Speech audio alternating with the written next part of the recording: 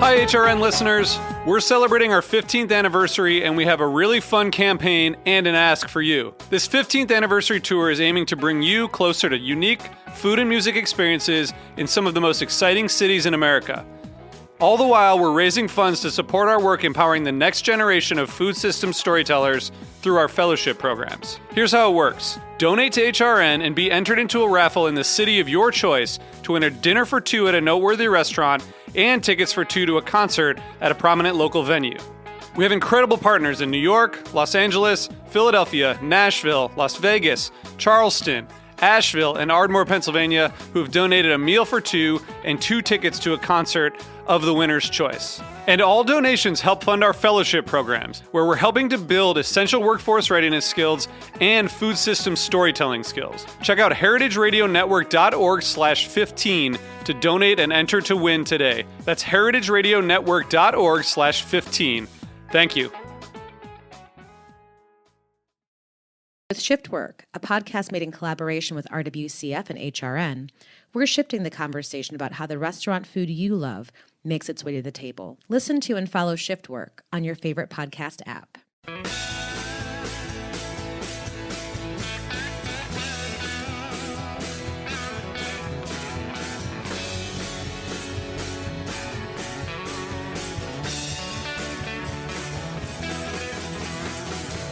Hey, welcome to Beer Sessions Radio on Heritage Radio Network. This is Monday, February 7th, 2022, and I'm doing a special on-the-road episode. I'm out here in Framingham, Massachusetts, somewhere between Worcester and Boston, and we're kind of getting ready for the Craft Malt Conference, so I'm tracking down a brewer who uses a lot of local malt, and I've been wanting to meet for many years, and let him introduce himself.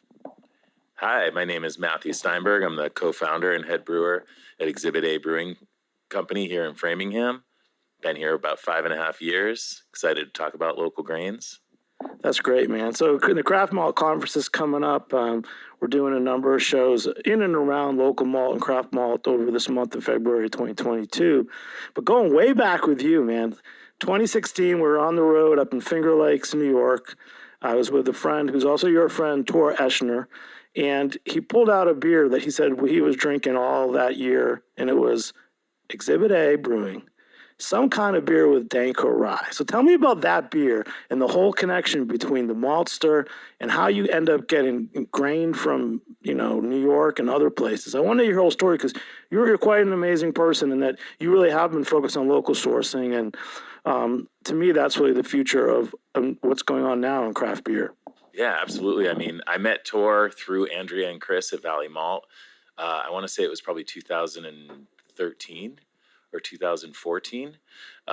They had an event called Barley Fest, and it took place in Amherst. And we had beer dinners and seminars, and the folks at Hardwick College presented to us about grain, the science of all of this and the farming and all. And so I meet Tor. I find out he's this amazing farmer and incredible guy. And he has this rye and he has this amazing warthog wheat. So flash forward to when we opened, we decided we got to use some of this Danko. And we decided to highlight it in this kind of 6% Simcoe driven IPA with roughly 30% rye malt. And it's a fun one for us. We brew it 4 or 5 times a year. And actually, we just brewed a batch last week. So it's pretty exciting. I got to make sure I try that. So we're out here at the brewery. And tell us how you got started and why. I know you mentioned a little bit, but why did you get so into, using local malt and you're part of this Northeast Grains Shed Alliance? Yeah, I mean, it didn't occur to me to not care about the ingredients. When I started homebrewing, I was in Flagstaff, Arizona, and I'm buying like German malt and English malt and German hops and hops from the Pacific Northwest, but there was nothing from where I was, aside from the water and the effort, the labor. There was nothing local, so I immediately started thinking about like what can I do to have a local material in my beer. So I grew hops in the yard, and we used a little bit, but then as I grew from a home brewer to a professional brewer, I started to realize that there really wasn't a lot available. Back 23 years ago, you could not find local grains or local hops in the Northeast. And so, my career just went the way it was. I couldn't find these things. I used the best quality things we could find. And then, when I was working in Amherst at a little brew pub there, High Horse, I came across Andrea and Chris at Valley Malt, and they were like, "Oh, we're malting, we're malting barley and wheat here in the Valley. We'd love to talk to you about getting some of the grains into those beers." So we bought in right away. We started using their grains immediately, and presented the beers as truly local. So, what was the challenge of using local malt rather than more of a mainstream malt where everything about it? I think the biggest challenge was just the unknown. We didn't know what it would deliver. We didn't know how efficient they would be. We didn't necessarily know what flavors they would deliver. And what we discovered was they were actually delivering flavor that was kind of unique to our region. So I started to think about, all these German style beers or English style beers or, other beers that take from a place. Kolsch is a great example. Our Goody Two Shoes is like that. So if you, for a moment, think like, as an American brewer, I'm adjusting my water, I'm adjusting my mash regimen to match something to kind of try to get an authentic tribute to, say, a style from Germany.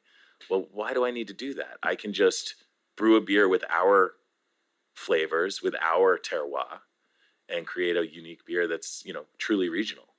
Wow, that's right on. I think when I first met Andrea Stanley at Valley Malt, they initially, about 2014, did want to send some malt down to New York and New York brewers, and we did an event with her.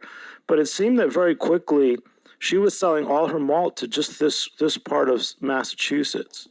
Yeah, I mean, a lot of breweries jumped on board with them early on. Our buddies at Wormtown Brewing, and certainly there's other breweries in the area. I can't name them who use them now, but there's plenty.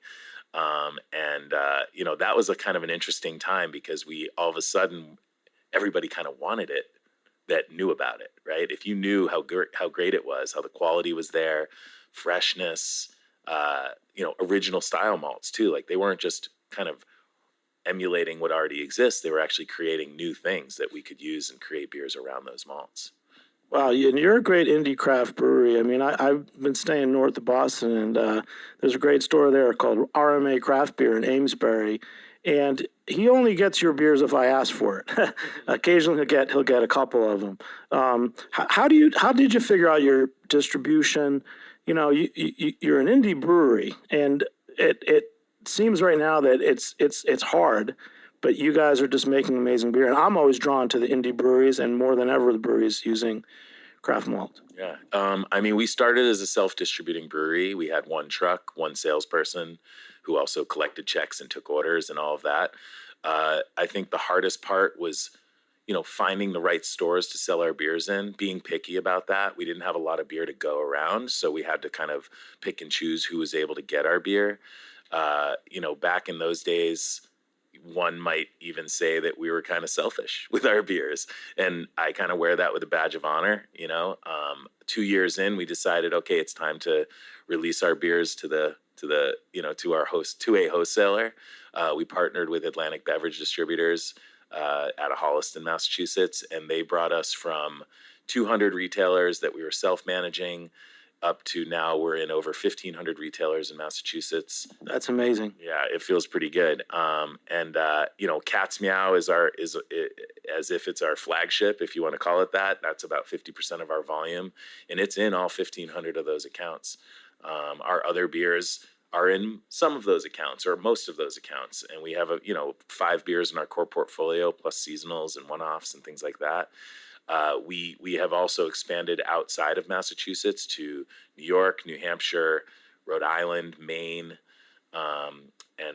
I will say that some of those expansions are pretty minimal. Like, we don't ship a lot of beer to New York, but my brother lives in New York, so I got to be in New York with the beer. That sounds good to me. Same with Maine. My daughter's in college in Maine, so why not, tie our trips up there and go to Navarre and drink our beers there. at other places as well. We also sell our beer in Arizona and California. We also do direct shipment to various markets that legally allow us to. So we're in Virginia and Nebraska, Washington, D.C., New Hampshire, Mass. There's a few others that we can ship beer directly to. Pennsylvania. Actually, I don't know about Pennsylvania. I might be making that up. And then Japan. We sell beer in Japan. Well, we're going to have to make a map of all the states you're in so we can take a tour. Yeah. Let's open this up and tell me the backstory again of this beer. And is this a Massachusetts terroir beer? Well, I would say that this has some malt that's processed here in Massachusetts, but it also has some German malt. Cheers. Cheers to you. Goody Two Shoes. This is our Kolsch. And this was canned last week, so it's fresh and beautiful.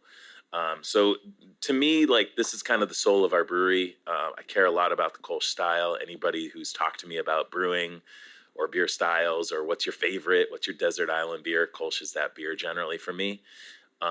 There's a lot of really good examples coming out these days. I'd like to say that we're kind of trying to lead that pack a little bit, certainly here in Massachusetts. Goody Two Shoes has some of Tora's wheat. It also has a grain in it called Vavavome, which is basically a dextrin malt that Andrea and Chris developed for us and other brewers. But I kind of tasked them with it, and I was like, hey, I need this grain. I want to buy it from you. Let's do it. And so it's a really beautiful dextrin malt. It gives the beer a little more body and some nice texture. Now you're getting me to where I wanted to go in the world of craft malt. Andrea had mentioned, talk about the dextrin malt story. So just tell us how you worked with the maltsters on that and why that's so important to this beer. Yeah, I mean, I was trying to find a way to still have a very dry beer that has some mouthfeel. Cheers. Cheers. And it's a challenge. Like, we want a low mash temperature so the beer dries out and attenuates fully. So there's not a lot of residual sugar, but we wanted the beer to have some body to it and some texture to it that would be delivered only through kind of unfermentable sugars, right? So to balance that is not necessarily easy. There's a lot of malts that you can buy that will kind of try to perform that, or they're designed to perform that way.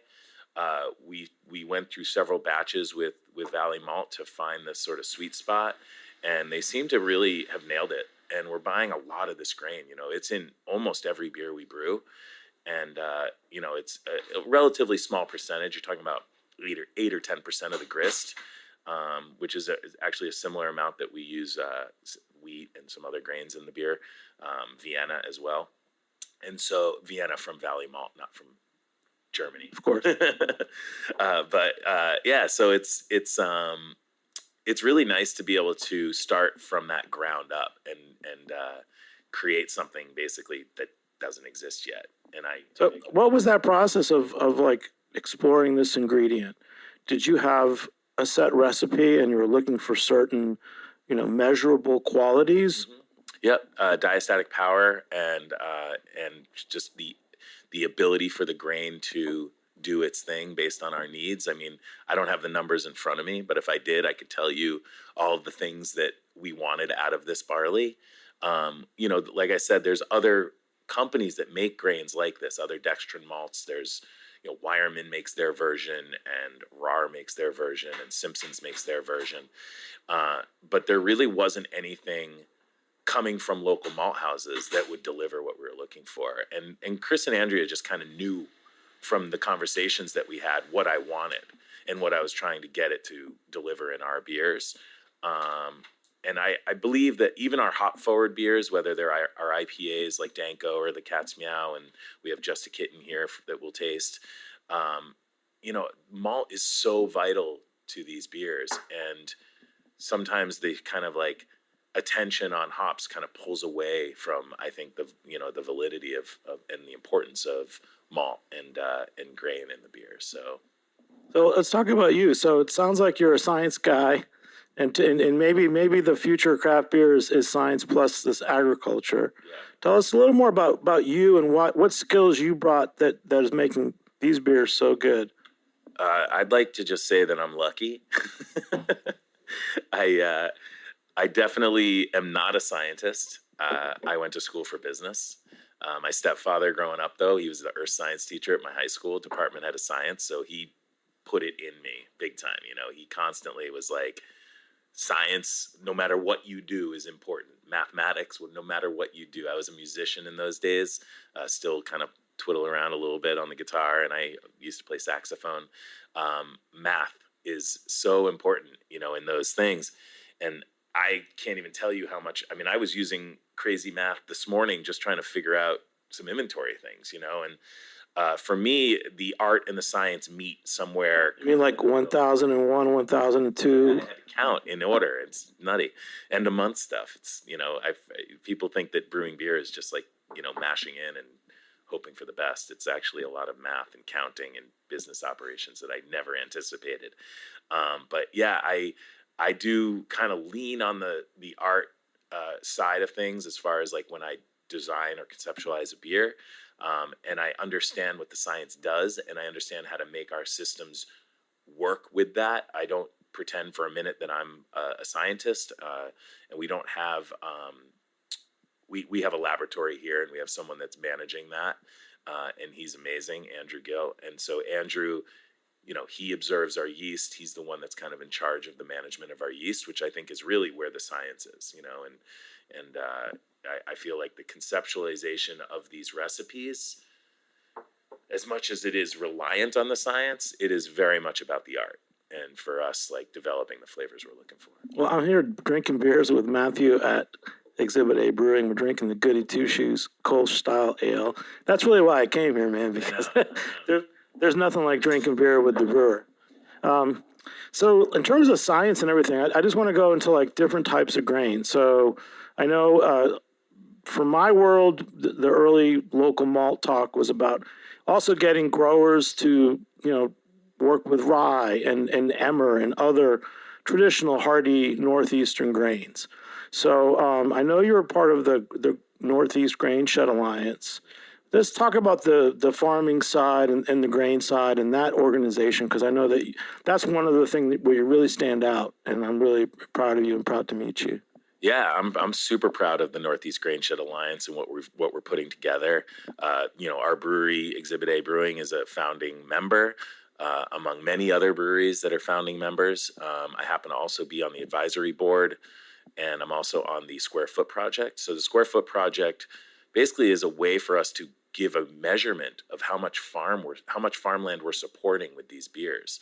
So the math is fun, but really what it comes down to is for every pint of beer that uses local grains, we're supporting anywhere between, say, 2 and 6 square feet of farmland.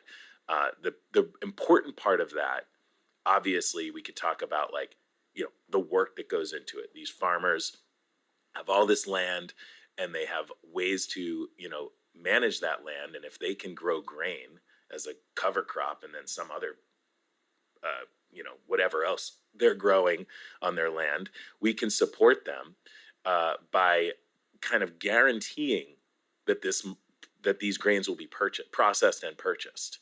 That part's very exciting, because I think one of the parts that farmers struggle with a lot is just, we're going to grow it, but who's going to buy it? And so there's this kind of give and take with that. We're actually in the process now. We're about to brew the first of many, hopefully, Square Foot Project collaboration beers. We're brewing it at Big Alice Brewing in Long Island City. John down there is going to be John and Kyle, my brothers. Yeah, I haven't met them face to face, I don't think, but we've been on the phone a ton, and we're going to go down there for the beer, for the brew, and I think that they're speaking at the Craft Malt Conference too. John, I think they both are. I'm not sure. I just saw Big Alice. It might be John. Yeah, I think John is speaking for sure. He's on a panel, I think, and doing his thing. The other breweries that are involved with that, we've got Kent Falls, Barry from Connecticut is coming, and I'm going to forget all the other breweries, but Amory's Tomb here in Massachusetts, and us, and I don't remember. I'm trying to think of all the other breweries. No, it's on the list. And then when I actually just look at the Northeast Grain Shed Alliance, I spend more time up in the Boston area, and I want to go to all those businesses. I want to go to the bakeries. I want to go to the breweries. I want to meet the farmers. So it's really to me it's putting the spotlight on New England, just how these small farms and small businesses are working together. And I think it's a model for the whole nation. Yeah. And I mean, this is the lead up to Square Foot Saturday, which is the inaugural first time we're going to do it. It's April 2nd, 2022. And the idea is to just really promote the use of local grains on that day and every day, but certainly on that day. It's, April 2nd will kind of hopefully be one of those ways of getting people to come out in support of Square Foot. Wait, this is cool, man. Yeah. Square Foot Saturday is April 2nd. It is. Square Foot Saturday is April 2nd, and I didn't even tell you what kind of beer we're making, but we're using Hudson Valley malts and Valley malts, and we're creating a kind of 5.5% to 6% amber lager, like a Vienna lager. Simple beer, malt focused. And that was kind of the idea. We were like, we should just make sure that we're brewing a beer that really kind of highlights what it is these farmers do every day and what the processors are doing. Let's talk about beer style for a minute. So you mentioned Vienna Lager. It's one of my favorite spring summer beers. I've had some good ones. A couple years ago, Interbauer made one called Dead Presidents that I was really jamming with. Why Vienna Lager? Is it because of the malt, or did you want to make that style and you sought out the malt? No, we that was an interesting conversation, or several conversations, to get to that style. Originally, I thought like, we should make like an alt beer. Well, alt beer is kind of like hybrid amber lager. It's not all that far off, right? I mean, it's malt forward. And then we talked about doing I like alt beers. I love alt beer. And so we could do an ESB, we could do something like this, but we were like, we should do a lager because, not all of us get to brew lagers. We had some time. They had the tank space and tank time that they could offer at Big Alice, so that made sense. And Exhibit A is kind of a hop forward brewery generally. If you ask the general person who's aware of us, they'd be like, "Oh yeah, the cat's meow." They brew a lot of IPAs.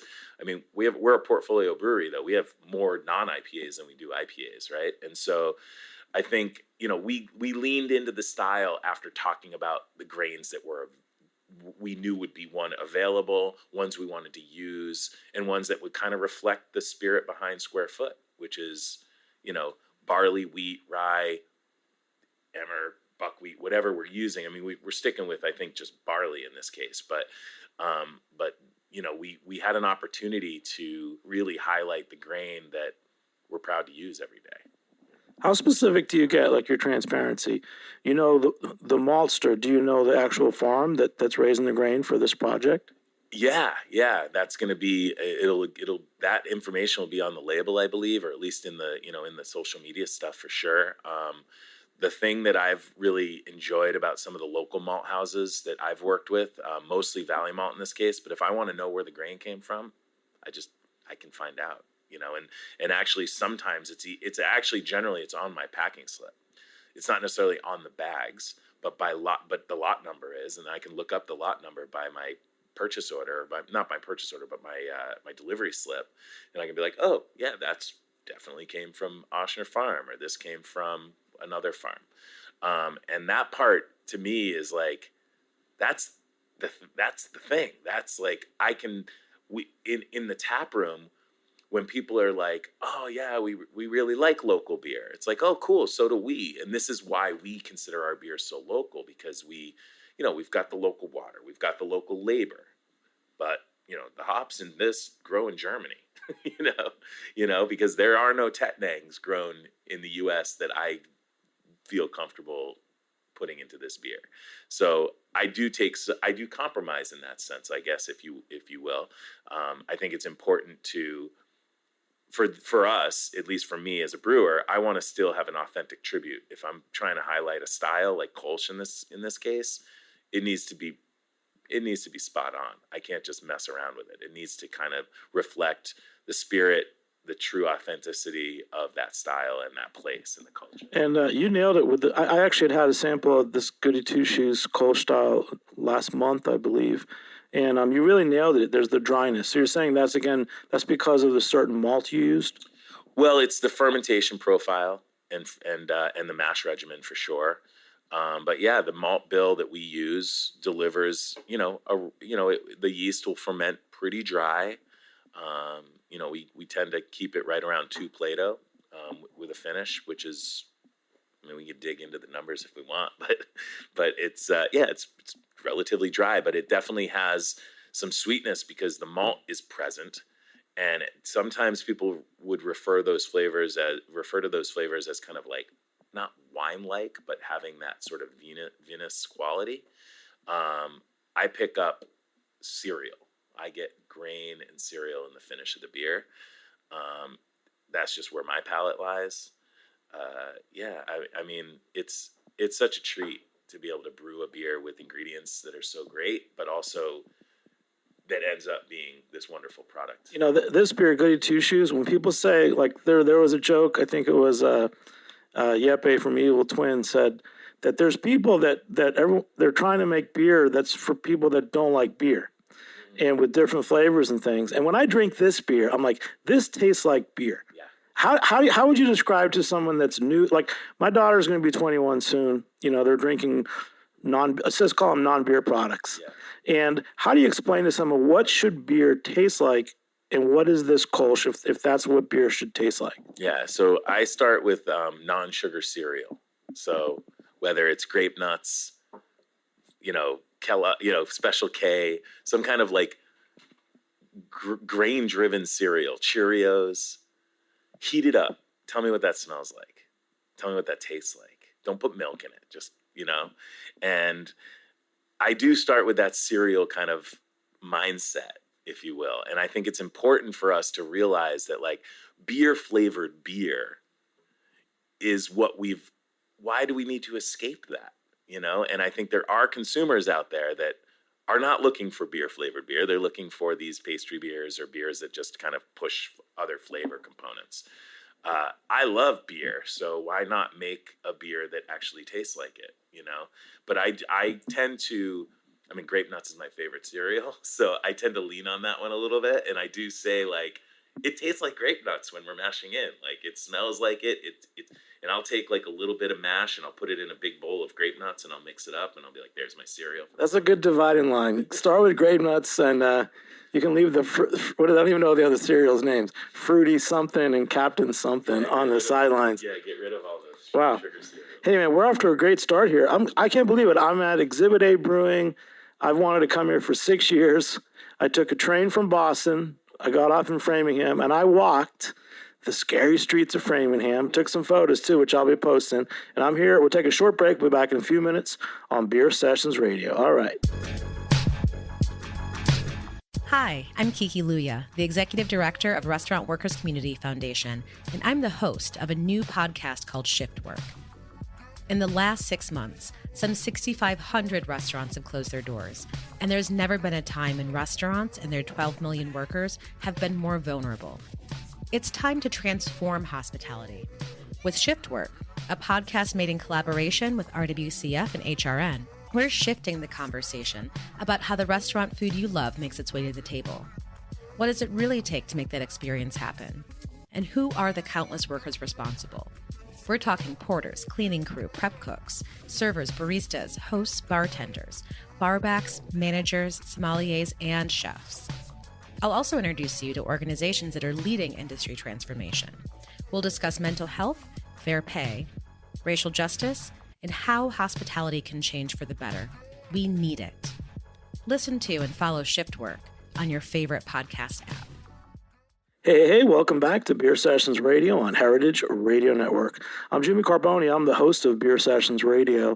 And don't forget to join us, support, and become a member at heritageradionetwork.org. So I'm out here in Framingham, Massachusetts, not too far outside of Boston, with a malt and local source driven brewer, Mathew of Exhibit A Brewing. All right, Mathew, we're having a great conversation. So you're saying you like beer flavored beer. I do. I like other things too, like water and cereal. Well, there's some fun. So I got to try some of your beers recently, and there was one called Briefcase Porter, and what I liked was actually on the can, it had a nice description of the malts, and this one said, "This porter satisfies without being heavy, toasted dark bread and nutty aromas, followed by lightly roasted coffee, dark chocolate, blackberry finish." Da da da. I mean, that's pretty great. Like to read on a beer label, the malt inspiration is pretty cool. Yeah. So when we first opened, I'm a big fan of porter as a whole, and so I'm actually going to open up another beer here, Jimmy. Tell me what it is, too. This is Just a Kitten, which is our Vic Secret and Mosaic driven New England IPA. It's about 5% IPA, 5% alcohol. It's loaded with Oshner Farms Warthog wheat and a bunch of Vavavom in there as well. Some oats. And if you're just tuning in, we're kind of getting ready for the Craft Malt Conference, which is a little later in February. It's virtual this year, but Mathew is one of the dedicated Craft Malt users in New England. So porter, man, porter as a style. I love it. I love hearing about brown ale and porters. A couple weeks ago, we talked with Julia Hers, who's now the new head of the National Homebrewers Association, American Homebrewers Association. And we just talked about beer styles and how exciting that is. And we were talking about beer-flavored beers. And I really do feel that homebrewing is going to tie people in to really knowing more about beer styles. And traditional beer styles, and so how does porter fit into that? Because I feel like you got to know porter. Is porter a hard beer to make? It's funny, as a home brewer, and this is like early mid '90s. It was the first style of beer I made, and I had a dog named Kona. So I made a Kona coffee porter, of course, and my email was even like Kona Brewer. And my beer advocate name's Kona Brewer, and I had all it all stuck. The dog's been gone for more than a decade. You never got sued for that now? No, but I did get an email at some point or a letter asking if I would be willing to give it up, and I was like, no, I don't see a reason. I don't, it was from a brewery that used that word, so that was forever ago. But porter to me was an important style to kind of. I wanted to master it. I wanted to be great at brewing it. When I was in college, I was buying, 50-liter kegs of Sierra Porter and Anchor Porter, and we just fell in love with that style. And talk about a malt-focused product, And so I worked at another brewery here in Massachusetts called Mayflower Brewing, and Mayflower Porter kind of has since become, I would say, one of the locally known, very popular porters. It's probably one of the most popular here in Massachusetts. I'd like to believe that our Briefcase Porter is on its heels for sure. So Briefcase Porter kind of came out of this idea that every brewery should have a porter. Briefcase, albeit as unnecessary as a briefcase actually is, find me anyone working that has a computer that doesn't have some kind of briefcase type of device, whether it's a shoulder bag, but it's a briefcase. So it's necessary. As is a porter in your portfolio as a brewery, as far as I'm concerned. And what I did when I got first started is I called Andrea, and I was like, hey, I need some roasted grains. She's like, yeah, we don't do that, sort of. And I'm like, well, what do you mean? She's like, well, we can kind of make you some roasted grains. I'm like, cool, let's do it. So they had a tiny little roasting device, and they were making me like 15 pounds at a time, or 10 pounds at a time, which was not sustainable. And I said, look, I'm going to buy all of my roasted grains from you. Let's put together a plan. They invested in a roaster that they now have and has been operating for several years now. And so we get brown malt from them, like in the old English tradition of brown malt. We get chocolate wheat, chocolate rye, chocolate barley, roasted barley. We use roasted oats, and everything kind of in between. And in our porter, we have a combination of chocolate wheat, bit of roasted barley, and a bunch of brown malt. And what I think that delivers for us is it gives us big, smooth, bready, toasty quality without kind of being overly bitter, overly roasted. So it doesn't have that big astringent character that some of the grains can deliver. And so we're pretty, judicious with it, if you will. And we look at that porter as kind of like drinking beer. It's not meant to just it's meant to blow your socks off flavor wise, but it's meant to be super drinkable and approachable.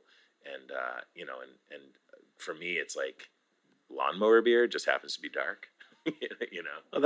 That's how it should be. That the famous Irish dry stout is only like 3.5%, I think. Yeah, I mean, it happens to be 5.5% or 5.4%, but it's super drinkable. And generally speaking, when I like to lead, if people are like, I don't really like beer, I'm like, well, I could start you with the lighter one with the Kolsch, and that tastes like beer. So that might not be what you're looking for.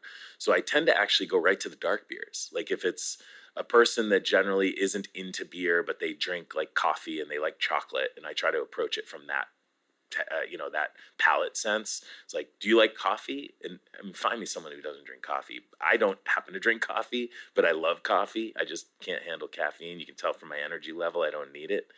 But with beers that are like kind of putting out those flavors, whether it's coffee, chocolate, toasted bread, a palate that isn't into beer may very much love that style because, one, they may not even be aware of it, and they likely aren't, especially if they've kind of been at beer averse. So it's kind of like saying, do you like red wine? You might want to try this. Yeah. So if we can ask about one of your favorites that you don't brew, a dark beer that you could say I enjoy drinking. Oh my gosh. I mean, there's so many. Just pick one. I mean, you mentioned Chris Loring before, and I haven't seen Chris in forever, but that Chino Pivo beer that he makes, that dark kind of Polish lager, I think it's a Polish lager. I don't know, but it's Czech. Maybe it's Polish, but it's Czech. It's a dark lager. It's incredible. I really like that one. If I go back to like in my head of what beers I really liked then, I mean, Sierra Porter was that beer. Like it brought me into dark beers. Same with Anchor Porter. Locally, I would say, there's a couple of really good other porters. Obviously, we mentioned Mayflower before. But yeah, it's sometimes hard. I don't get out enough to drink other people's. No, I was just going to ask you that, but I'm there with you too. Notch Brewing with their Czech darks, and I just had Schilling's. It's called Modernism. That's also a Czech style dark lager. So we're on kind of the same page. I'm holding the mic here. I want to hear about Cat's Meow because just locally in Boston area, people have said that that's the go-to. How did that become your like top beer, and was that the intention when you made it? I mean, with any portfolio, you just never know what's going to take off, We started with this naming regimen called Demo Tape, and every beer was Demo Tape. Demo Tape 1, 2, 3, up to 27 is where we stopped, I think. And Demo Tape 1 was this kind of golden colored beer that was just a test of the brew system and test of the canning system. Demo Tape 2 was an IPA, and Demo Tape 4 was closer to the Cat's Meow IPA. And then we just went with it. I think we didn't, when I got started, I was like, I don't want animals on my label. I don't want like animal references. And now I got like I got rabbits and cats. Oh yeah, Hair Razor. I special order that, just so you know. Today. Hair Razor double IPA. Yeah, I'll send you some home because we're canning it right now. I think that it was pretty. It happened pretty quick that we realized that this cute little cat on the label was going to do well for us. We developed the beer over time. Like it is not the same beer that it was when we first brewed it. And I'm proud of that. And in fact, I think most breweries would have to admit to themselves, yeah, our beers change, agriculture changes, the ingredients change, the seasons change things, like the barometric pressure makes our boil different. It's like everything is, handmade here. So I think the exciting thing for us is really nailing down what we're intending the beer to be and then try to get as close to that every time. And with the Cat's Meow, the last, say, 3 years, it's really been honed in and tasting on point basically every time we brew it. If it's not perfect, we don't sell it. dump it, and thankfully I don't know that we've ever had a batch of cat that we didn't, that wasn't as intended, but we've had other beers that have fallen short and we dump them. But with that beer, Citra, Mosaic, Eldorado, those hops are the leaders in that beer. Again, with Warthog wheat from Oshner Farm, the Va Va Vom, and some flaked oats in this one, and we have an English barley that we use called Golden Promise from Simpsons, which we actually really adore that grain, and if we could just get one from them that's local here, maybe have those guys grow those grains here, but until that happens, we'll just suffer through the amazing Simpsons. When I walked in, Matt, you said, "Oh, I was talking to someone who knows you," and in my mind, I've been thinking about Tor Eschner up in the Finger Lakes, and him tasting me on your Danko Rye beer, I don't know, 2016. Tell me again what that beer is, and is there anything you want to say about this specialty grain farmer? Because if you've ever been to his farm, you know that this guy is a master mechanic with every type of machinery. He's tweaked to work to make the grain and the harvesting of the grain, everything better. Then you go into his house, and the steps leading up to his house creak and are loose because he puts everything, he leaves it out there in the grain farm. Yeah, well, first I want to say this, and I'm embarrassed to say I have not been to see Tor. Because you're too busy working here. Busy. He understands. I do ship him some beer on occasion, so he gets a little gift pack, a little care package every once in a while. I am going to visit him both this spring and also at Harvest this year. He does not know that, so he will find out after hearing this, but I do plan to come and visit this year, and I want to bring some of our staff up there and really see what's going on in the Finger Lakes at his farm. But hanging out with Tor many, many times here in Massachusetts, at Andrea's house and during Barley Fest, and we've done some other things together. He and Rachel are amazing. I can't stress enough that there's something really amazing about doing business with people that you like and that you have a ton of appreciation for what they do, but also like reliability. I rely on them to grow this incredible malt, to grow this incredible grain that can then be processed by these monsters. I can't imagine not having that reliable source, and so that's why we do this, because the more we buy, the more reliable they become, because they can rely on us to be their customers, So Danko Rye, so home brewing, again, mid-90s. I moved to Colorado in 1998 after I graduated college, and then went to Colorado for a couple of years, and there was a homebrew shop that was closing, and he had all this grain like on clearance. And so I bought a whole bag, a 55-pound bag of like British rye malt. I'd never used it before, but I grew up, Jewish kid in New England. I was like, rye is the thing. Rye bread. Yeah, rye bread. My parents always had like, rye pumpernickel bread in the house. And I always loved rye. I loved caraway seeds. So I developed this idea for a beer called, it was basically called Rye Not, which was a rye beer with sort of dry hopped, if you will, with caraway seed. And it was like spicy and peppery and really interesting. And I did brew a few batches of those beers as a home brewer. And then I also, at a brew pub I worked at on Martha's Vineyard called Offshore Ale, I brewed a beer called Rye Hop, which was kind of in spirit of that. I still plan to do some projects here with that idea. But I from brewing those beers with rye back then, I knew how original the beers tasted and how there were no beers like this around. Finding rye beer was really difficult. I mean, there was some cool European things coming in, but not a lot of places were brewing rye beers. Sometimes you find a brew pub here and there, but there was nothing in the store. Like in Germany, they have the Rogan beers. Yeah. And so there was some of that, and a lot of those are smoky and wacky and interesting. But for my palate back then, I was like, I don't even know what half of this is. Mind you, I was 22 or whatever, 25. But I think I just grasped onto it. I just found rye to be super tasty, and it kind of came from maybe a little bit of like caring about my heritage and the rye bread thing.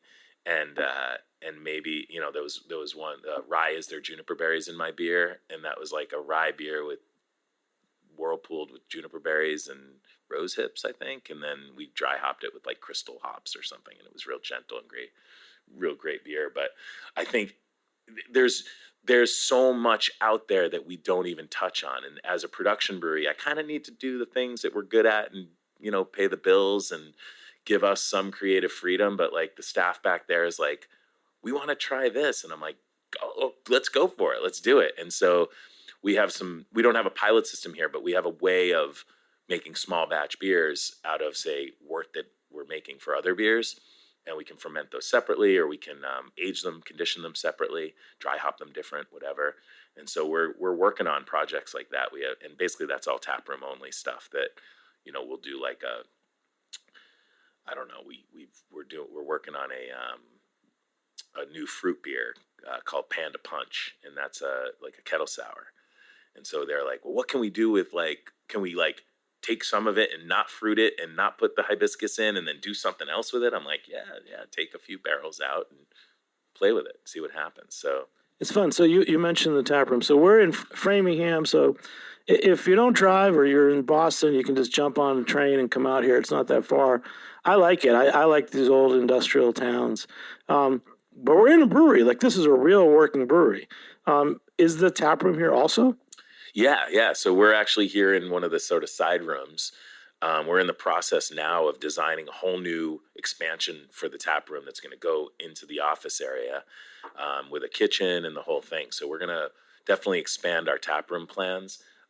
You can see, not the people listening, but Jimmy can see that we have a couple pinball machines here. They're fun. And then we do comedy nights, live music, always original live music. We don't hire cover bands. There's nothing really wrong with a cover band, but like we're in because of the pandemic, a lot of these indie bands that are doing original music have no place to play. And they haven't had a place to play for 2 years. So when we opened, Kelsey Roth and Kelsey's our GM. He is big into indie music and original bands. And so we immediately said, okay, we're not hiring cover bands. We're going to hire bands that play original music. They could toss in a Fleetwood Mac or a Van Halen cover if they want. But the reality is we want original music in this place. And we've really done a great job of having that happen. So in the brewery on Fridays, production shuts down at 4:00. We're done for the day. It's kind of a cleanup day anyway. We don't do a lot of production on Fridays. And we rope off the tanks, the canning line, everything's kind of protected, or the guest is protected, I should say. And then and we put up a big 12-foot movie screen and my parents' rug from the 80s for the drummers, and we just do it. And we have live. Because drummers need rugs. Apparently the drummer needs a rug. And anytime I see the drummer or the band comes in, I'm like, I got to tell you about this rug.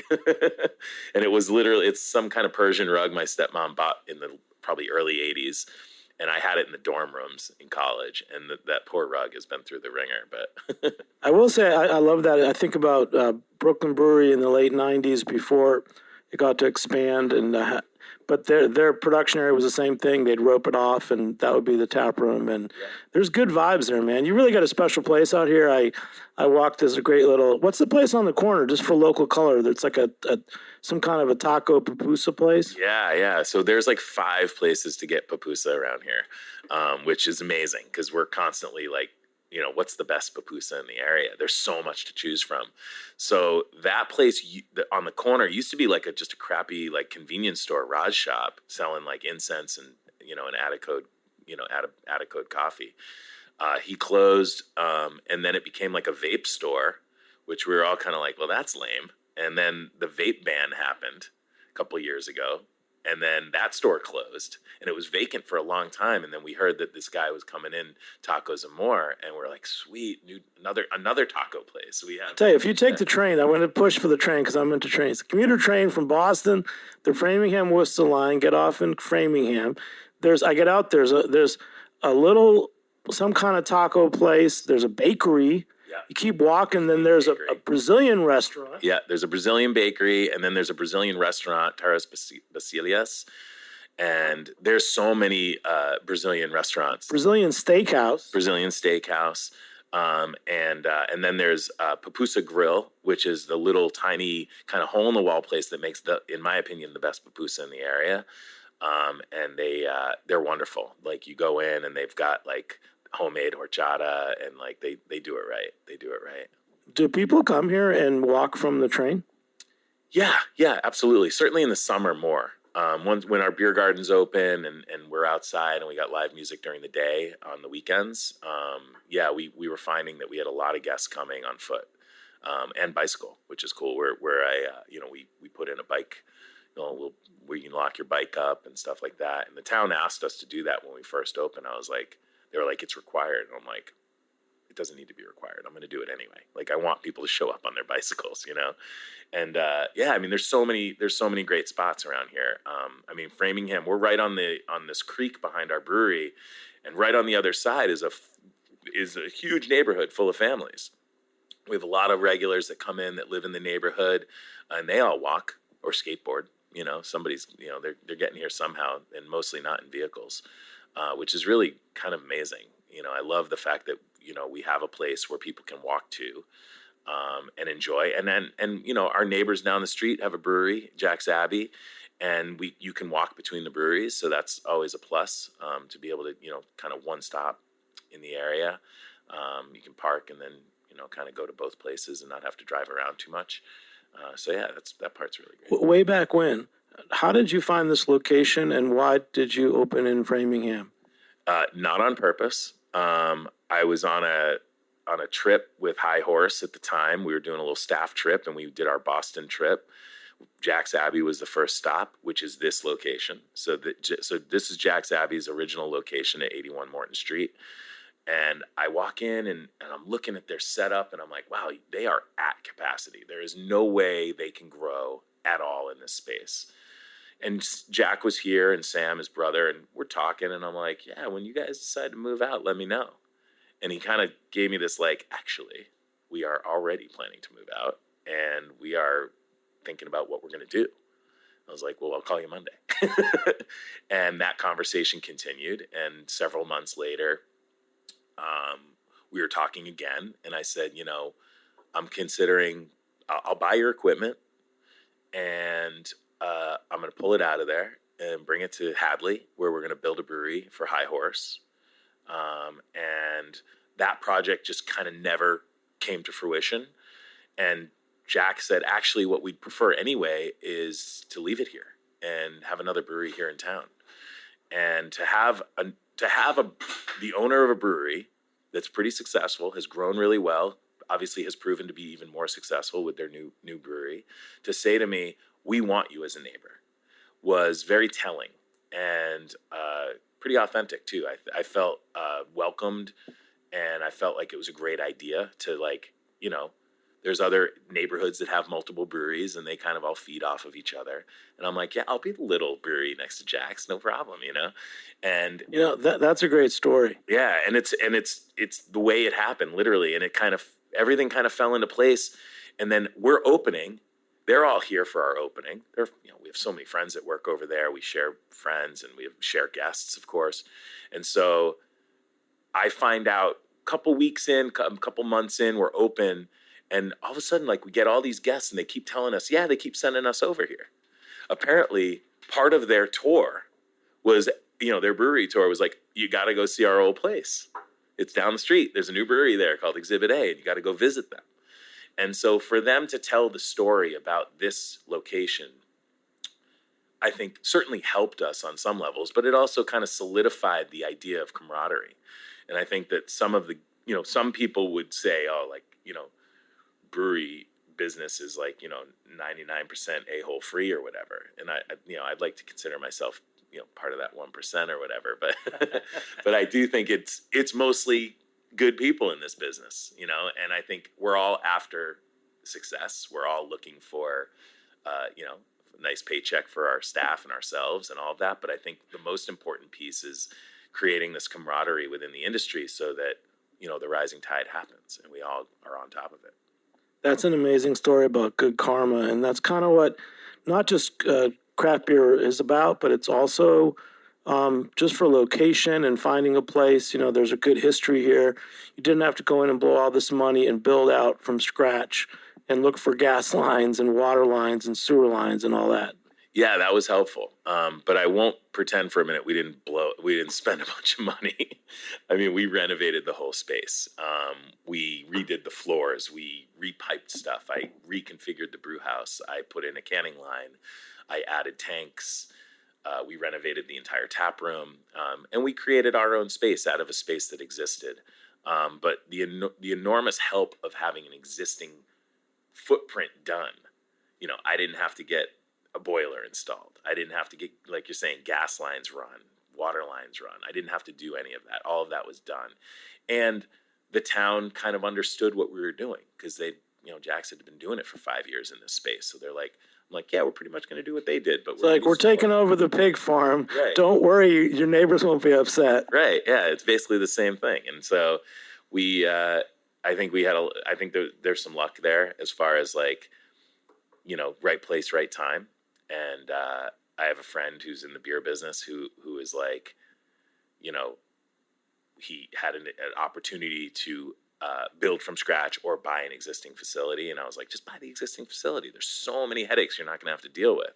There's other headaches that you get from that. But, you know, I still find kind of goofy plumbing and goofy stuff that would, like, we're working with our plumber this morning.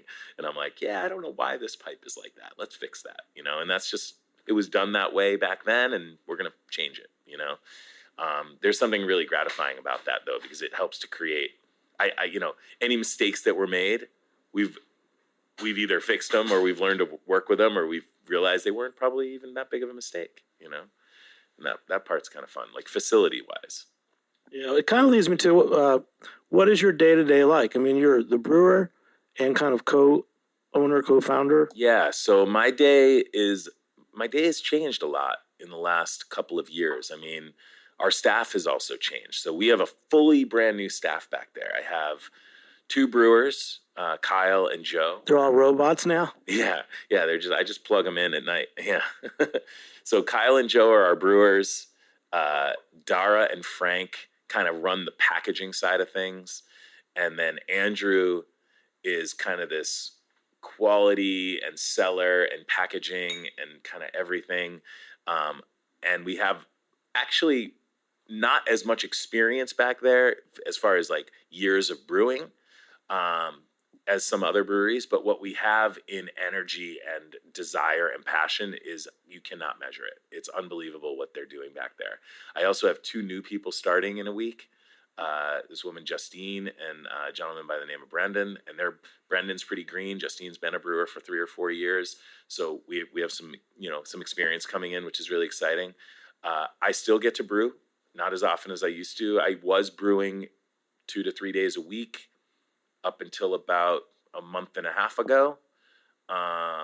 Before that, I was brewing like once or twice a month, about 2 years, like before the pandemic started. Once the pandemic hit, I was pretty much brewing. I was on the deck pretty much every day. And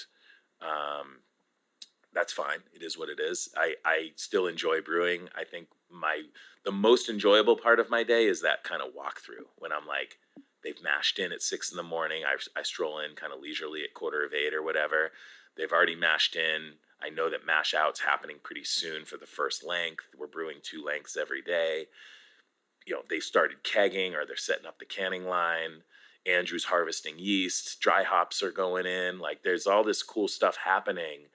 And I rely upon this staff a lot. They know what my expectations are. They're high. We have a lot of SOP material that people can work with so that they understand the processes and what they need to do.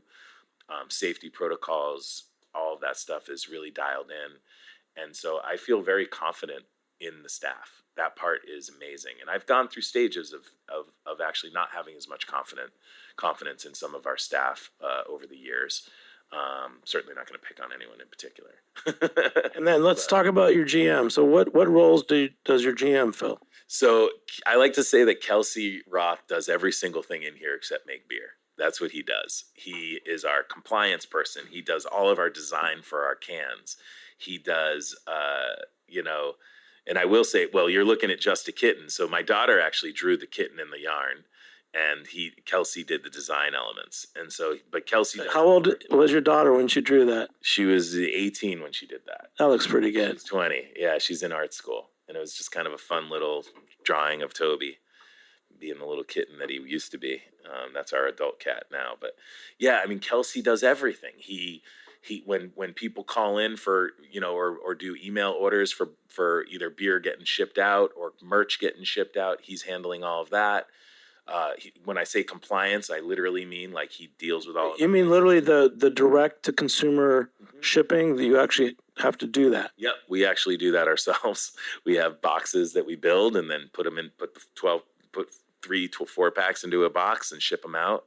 And that's something that, I would love to say I'd like to hire someone just that does that. We don't quite have that much volume yet that would justify that, but we're shipping beer every week, and we're shipping a lot of merch. Actually, I just got a call this morning for a guy that he lives like 15 miles from here, and he wants me to ship him a sweatshirt. I'm like, I'll ship you a sweatshirt, but it just seems silly.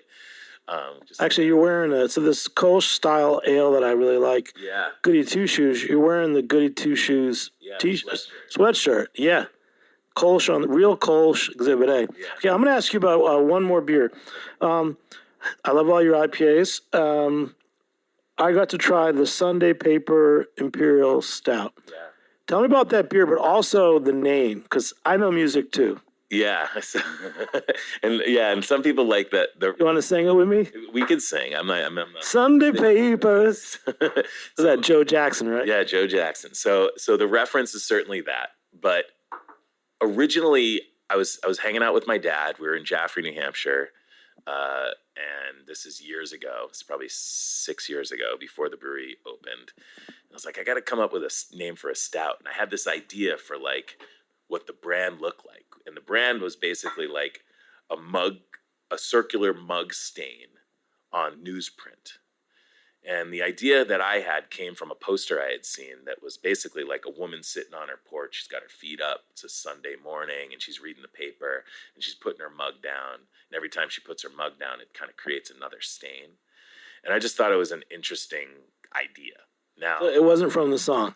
well, so the song came after. So that was what was going through my head. I wanted the nobody reads the paper anymore. My dad it was a big deal for my dad for us to get together and read the paper, and so I don't remember exactly what the order of how things happened, but there was a Joe Jackson CD up at that house. It came on, the song came on, and I was like, oh, Sunday Paper.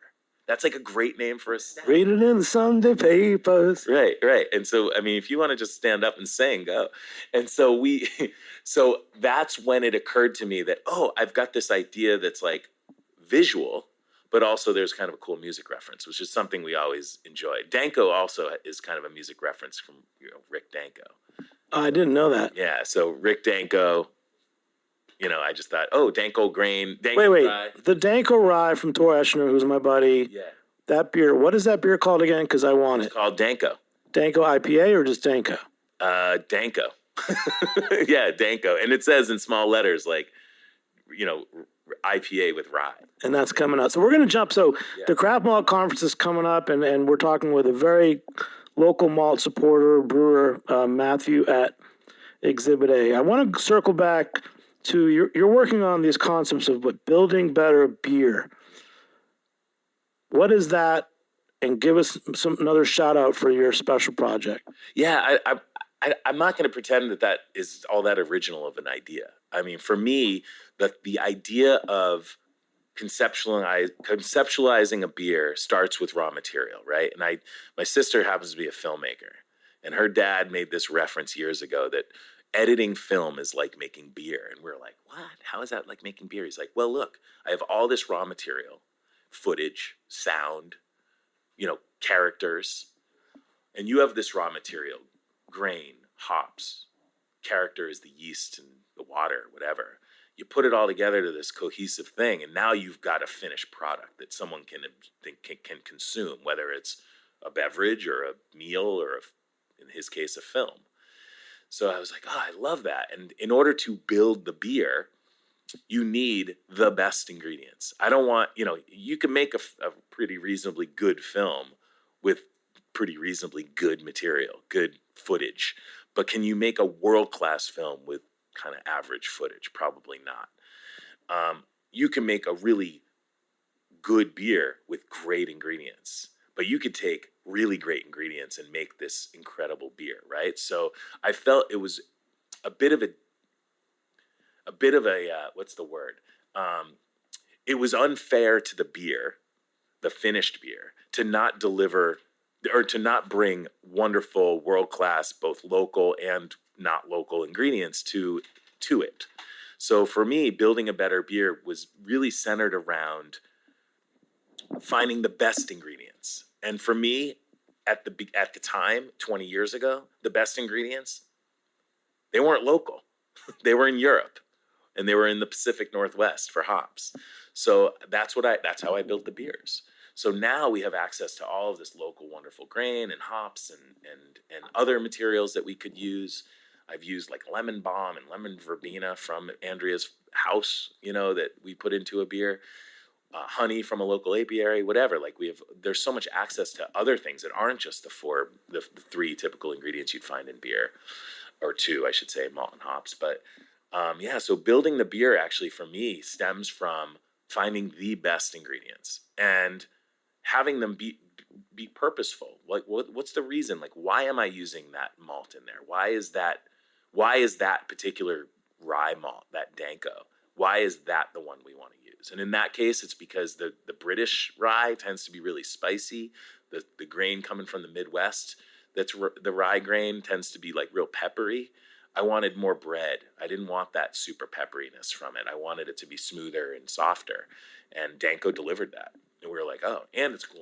I think that's when you first mentioned rye, you were talking about, Jewish pumpernickel and caraway seeds. And I think a lot of people think of that. And I remember 12 years ago, there were more brewers trying to use rye IPAs. And I think the note that wasn't hit right was when they were trying to mimic flavors of other products. Right. But I'm totally there with you. When I think of like a good rye, because I'm into multi-grain cereals and breads. To me, it's like there's a barley, there's an emmer, there's a rye. They're shades of grain, right? Yeah, all of it. Yeah, each one has their, there's many variables within each one. And like to me, the beer that really that struck me on a commercially available level was Hop Rod Rye. And be it Bear Republic, great brewery, great people over there. Great one, man. Circa 2005, 6, 7, 8. Yeah, and so I was introduced to that beer by them at Beer Fest here in Boston. It was like a beer advocate fest, and I think my booth was next to their booth or something, and we were hanging out. And and I was like, oh, yeah, I got rye beer too. Like, check it out. So what is that? That beer is a great example. The Hop Rod Rye from Bear Republic. What did that do with the rye that others weren't doing? They just had a great balance. I don't know exactly what they were up to, but I mean, that was a pretty hoppy beer too, and big. Like, it wasn't just like a little 5% beer. I think it was probably 6 or 7%. I don't recall exactly, but I just found it to be super balanced. And, if you look at our logo, the scale, I'm all about balance, and in some cases imbalance when it's appropriate. But I do find, with rye especially, you got to have balance. You got to have some sweetness to offset that peppery. You got to have, the bread is going to be in the middle that's going to deliver on, the mouthfeel and the character of the beer. Rye tends to dry out a lot, like the malt itself will, that the sugars in there will ferment. And so you got to be careful not to make it too dry, because then it's just going to show all of that pepperiness, and it's going to lack the bread that you want, and it's going to lack the smoothness that you want. One last question. We're going to go back to talking about our local maltster, Valley Malt. Yeah. You mentioned two examples where you work with them directly. One was the dextrin malt to refine your Kolsch. The other example was when you went to them for porter, you wanted roasted malts. Is there another example where they've either come to you and asked for your help or feedback, or vice versa? We do that all the time. I mean, I spend so much time with them. In fact, I can't even think of a particular example other than the roasted oats in the Sunday paper. So we can kick right back to Sunday paper thoughts. I didn't know what a roasted oat would deliver. We didn't know. We did know that the husk isn't going to deliver the same color as a barley husk. So maybe we're not going to get as much color in the mash or in the wort, but we will get character from it. And so we use roasted oats, and we offset the fact that we're not getting much color from them by using more, in this case, chocolate rye and roasted barley, and the very dark malts. And I haven't brewed a batch of that beer without the oats, so I don't really know. But I've brewed other beers with oats and with roasted oats, and then without those roasted oats. And that roast character, it's not acrid, it's not harsh. It is a smooth, just bomb. Unbelievable. Naturally sweet, right? Naturally sweet and just roasty without that overpowering acrid character, which is kind of it's the only way I've been able to describe it, is like that overly roasted coffee that's like awful, So I want that smooth, soft roast that's just penetrating the whole time you're drinking the beer. Well, dude, thanks for taking time with me, because I could definitely talk to you a lot longer, and I'm loving this. So it's just a kitten. I want to thank you, Matthew, because we're trying to put a little spotlight on just craft malt, local malt in general, especially with the Craft Malt Conference coming up. So thanks so much, man. Matthew, thanks so much for joining me. Thank you, Jimmy. I appreciate you having me. And a big shout out to Armin, our engineer, who's going to clean this up, and it'll be live in February 2022. Thanks so much for joining us on Beer Sessions Radio. We'll catch you next time on Heritage Radio Network. All right. Woo! Beer Sessions Radio is powered by Simplecast. Thanks for listening to Heritage Radio Network, food radio supported by you. For our freshest content, subscribe to our newsletter. Enter your email at the bottom of our website, heritageradionetwork.org. Connect with us on Instagram and Twitter at heritage_radio. You can also find us at facebook.com/Heritage Radio Network. Heritage Radio Network is a nonprofit organization driving conversations to make the world a better, fairer, more delicious place. And we couldn't do it without support from listeners like you. Want to be part of the food world's most innovative community? Subscribe to the shows you like. Tell your friends, and please join the HRN family by becoming a member. Just click on the beating heart at the top right of our homepage. Thanks for listening.